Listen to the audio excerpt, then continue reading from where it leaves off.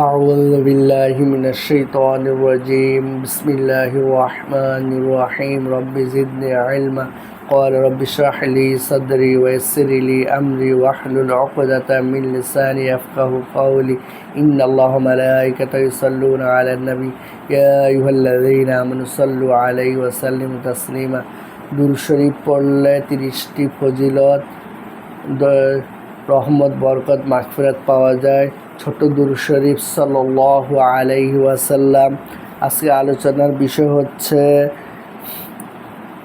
নামাজে বসার সুন্নত 13টি। বাম পা বিছিয়ে তার উপর বসা, ডান পা সোজাভাবে খাড়া রাখা, উভয় পায়ের আঙ্গুলসমূহ সাধ্যমতো কিবলার দিকে মুড়িয়ে রাখা। সুনানে নাসাই হাদিস 1158। উভয় হাত রানের উপর হাঁটু বরাবর করে রাখা এবং দৃষ্টি দুই হাঁটুর মাঝ বরাবর রাখা। মুসনাদে আহমদ হাদিস নং 16106।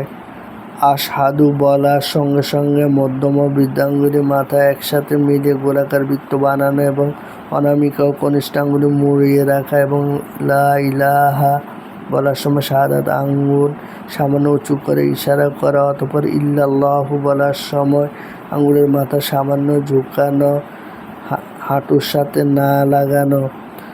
সুনানে আবু দাউদ হাদিস 726, নাসাই হাদিস 1274। আখিরি বৈঠকে আত্তাহিয়াতু পড়ার পর দুরূদ শরীফ পড়া। তিরমিজি হাদিস 3477। দুরূদ শরীফের পর দুআয়ে মাসুরা পড়া। সহিহুল বুখারী হাদিস 834।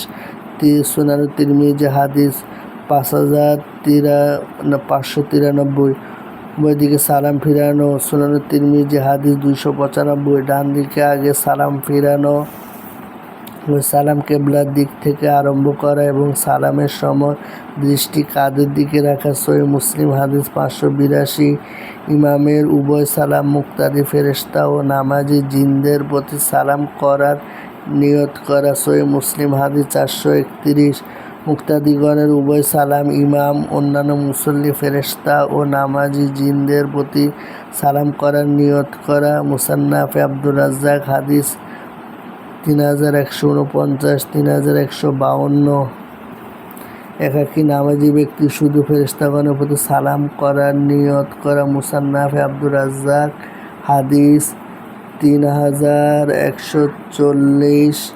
মুক্তাদিগণের ইমামের সালাম ফেরানোর পরে সালাম ফেরানো। সহিহুল বুখারী হাদিস 838। দ্বিতীয় সালাম প্রথম সালাম অপেক্ষা আস্তে বলা। মুসান্নাফে ইবনে আবি শাইবা হাদিস 3057। ইমামের দ্বিতীয় সালাম ফিরানো শেষ হলে মাসবুকে ছুটে যাওয়া নামাজ আদায়ের জন্য দাঁড়ানো। মুসান্নাফে আব্দুর রাজ্জাক হাদিস 3156।